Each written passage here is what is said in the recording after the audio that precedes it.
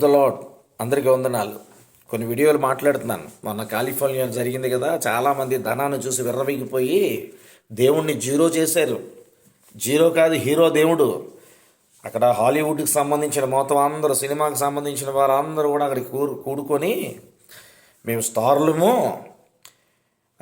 మా అందమైన స్టార్ జీవితాలమయ్యి అని విర్రవీగిపోయి గర్వపడిపోయారు. గర్వపడిన 12 గంటలు కూడా రాకముందే తెల్లారికి మొత్తం ముట్టుకుపోయింది, సర్వనాశనం అయిపోయింది. ఉగ్రత దినమందు మీరు ఆస్తి, ఆయన ఉగ్రత వస్తున్నాడు, అతి త్వరలో వస్తున్నాడు యేసుప్రభు. అతి త్వరలో వస్తున్నాడు యేసుప్రభు. ఆయన సమీపంగా ఉన్నాడు. మత్తయి సువార్త 24:33 చదువుకోండి.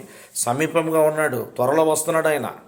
ప్రకటన గ్రంథంలో 22వ అధ్యాయంలో 7వ వచనం 12వ వచనం చదువుకోండి. అతి త్వరలో వస్తున్నాడు. నీకు జీతం ఇవ్వడానికి వస్తున్నాడు. నువ్వు మంచివాడివా, పరలోక జీతం ఇస్తాడు. నువ్వు చెడ్డవాడివా, నిత్యాగ్నిలో యాతన పడడానికి, కాలిపోవడానికి. ధనవంతుడు అలాగే. లోకాసువార్త 16వ అధ్యాయం చదువుకోండి. 23, 24, 25 వచనాలు చదువుకోండి. అదే లోకాసువార్త 16వ అధ్యాయం 19 నుంచి మీరు చదువుకొని వెళ్తే ధనవంతుడు లాజరు, పేదవాడి కోసం వాడికి చరిత్ర ఉంటుంది. చదువుకోండి కావాలంటే. ధనవంతుడు విర్రవీగిపోయాడు కనుక అగ్నిగుండంలో ఆ పక్కన నరకంకి ఇంకా వెళ్ళలేదు. ఆ నరకాన్ని పాతాళంలో పట్టబడ్డాడు. పాపం చేశాడు కనుక యాతన పడిపోతున్నాడు. ఆ వేడికి తట్టుకోలేకపోతున్నాడు. ప్రతి ధనవంతుడు అదే పరిస్థితి. ధనవంతుడు అనేవాడు రిలీజ్ అవ్వాలి. దేవుడిచ్చాడు, దేవుడే ముందు. సర్వకోటి సృష్టికర్త, పరిశుద్ధుడు, భూమికి పునాది వేసేవాడు, సమస్తము చేసేవాడు, జగత్ పునాది వేసేవాడు, సర్వకోటి సృష్టికర్త. ఆయనని, సృష్టికర్తని స్మరించుకుంటే ఖచ్చితంగా మీరు రక్షించబడతారు. ఒక మాటను చూడండి, ఇక్కడ సామెతల్లో ఒక మాట ఉంది. 11వ అధ్యాయంలో ఒక మాట ఉంది. అదేంటి అంటే చదివే ముందు మీకు చెప్తున్నాను. దయచేసి మీ ఆస్తులు, బంగారాలు, డైమండ్లు, మీ డబ్బు, ఉగ్రత దినం మిమ్మల్ని కాపాడలేవు. ఎంత బంగారం ఉన్నా, ఎంత వెండి ఉన్నా, ఎంత డైమండ్స్ ఉన్నా, ఎంత గోల్డ్ ఉన్నా, ఎంత డబ్బు ఉన్నా, ఎంత పరపతి ఉన్నా, ఎంత మంచితనం ఉన్నా, ఈ ప్రపంచంలో ఎంతమంది నీకు సపోర్ట్ చేసినా, ఎంతమంది వెనకాతల గ్యాంగ్ ఉన్నా ఎవరు రక్షించలేరు. కానీ చాలామంది ఏమనుకుంటారు, నాకు డబ్బు ఉంది కదా ఏదైనా చేయొచ్చు అని గర్వపడిపోతున్నారు. ఇక ఇక్కడ ఒక మాట చూడండి. సామెతలు 11వ అధ్యాయము 4వ వచనం. ఉగ్రత దినమందు ఆస్తి అక్కరకు రాదు, నీతి మరణము నుండి రక్షించును. దేవుడికి స్తోత్రం చెప్పండి. ఉగ్రత దినమందు నీ ఆస్తి నిన్ను అక్కడ కాపాడదంట. నీ మంచితనం ఉంటేనే దేవుడు రక్షిస్తాడు. ఇది జ్ఞాపకం చేసుకోండి. కొన్ని మాటలు ఉన్నాయి, నేను ఖచ్చితంగా వినిపిస్తాను. మీకు ఇంకో మాట చెప్తున్నాను. ఉగ్రత దినమందు మీ ఆస్తులు మిమ్మల్ని కాపాడలేవు. చూడండి, జఫన్యాలో బైబిల్ గ్రంథంలో మొట్టమొదటి అధ్యాయము 17, 18 వచనాలు చదువుతున్నాను, వినండి.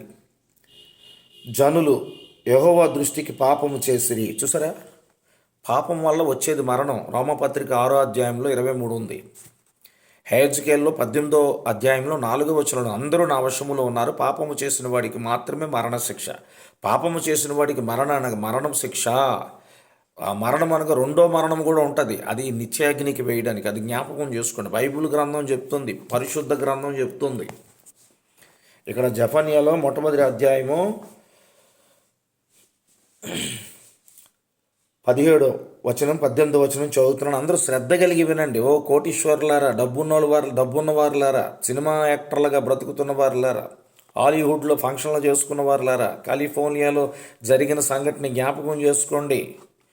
నేను ఒక పెద్ద పొలిటికల్ లీడర్ని, నాకు మంచి పదం ఉంది, నేను పెద్ద పోలీస్ ఆఫీసర్ని, నేను పెద్ద లాయర్ని, పెద్ద జడ్జిని, నేను కలెక్టర్ని, నేను పెద్ద ఐపీఎస్ని, లేదంటే పెద్ద కోటీశ్వరుని, బిజినెస్ మ్యాన్ని, లేదంటే ఒక ముఖ్యమంత్రిని, లేదంటే ఒక ఎంపీని, లేదంటే ప్రైమ్ మినిస్టర్ని, లేదా ఇండియా ప్రెసిడెంట్ని. ఏమండి, ఎవరైనా సరే, ఎంత పెద్దోళ్ళైనా సరే, నేను చెప్పేదల్లా ఒకటే. మీరు కానీ నిజాన్ని గమనించకపోతే, వెలుగుని గ్రహించలేకపోతే, మంచితనాన్ని మీరు పాటించకపోతే, ఎదుటివారిని ప్రేమించకపోతే, మీలో అన్యాయం ఉంటే మాత్రం ఖచ్చితంగా దేవుడు ఉగ్రతకు గురైపోతారు. నేను ఎందుకు ఈ మాట చెప్తున్నానంటే, నేను మంచివారు అందరూ బాగుండాలని, మంచితనముతో అందరూ బాగుండాలి. ప్రతి ఒక్కరు, ప్రతి రాజకీయ వ్యక్తి, రాయరులు, పోలీసులు, కలెక్టర్లు, ఐపీఎస్లు, సినిమా యాక్టర్లు అందరూ బాగుండాలండి. అందరిలో ఉన్నాడు ప్రభువు, అందరిలో ఉన్నాడు దేవుడు. మీరు గమనించాలి, అన్వేషించండి, గ్రంథాలు చదవండి. ఎవరో పనికిమాలినోడు చెప్పాడని వారి మాటలు విని మతోన్మాదుల్లాగా మనం కూడా ఫీల్ అయిపోతుంటే రేపు ఉదయం దేవుడు ఎదురుగుంటా మనం దేవుణ్ణి ఎలా చూడగలుగుతాం? ఒక దినం చనిపోయిన తర్వాత ఖచ్చితంగా 2 గుంపులు ఉంటాయి, ఒకటి మంచిది, ఒకటి చెడ్డది. నీతిమంతుడి గుంపు పరలోకానికి వెళ్ళిపోద్ది, చెడ్డవాడి గుంపు నరకానికి వెళ్ళిపోద్ది. దేవుడు చెప్తున్నాడు, మత్తయి సువార్త 25వ అధ్యాయం చదువుకోండి. ఇక్కడ ఒక మంచి మాట చదివి ముందుకు వెళ్తున్నాను చూడండి. జెఫన్యాలో మొట్టమొదటి అధ్యాయము 17-18. జనులు యెహోవా దృష్టికి పాపము చేసిరి గనుక నేను వారి మీదకు ఉపద్రవ్యము రప్పించబోచున్నాను. వారు గ్రుడ్డివారి వలె నడిచెదరు. చూసారా, గ్రుడ్డివారి వలె. మనం నిజాన్ని చూడలేకపోతున్నాం, సత్యాన్ని గమనించలేకపోతున్నాం.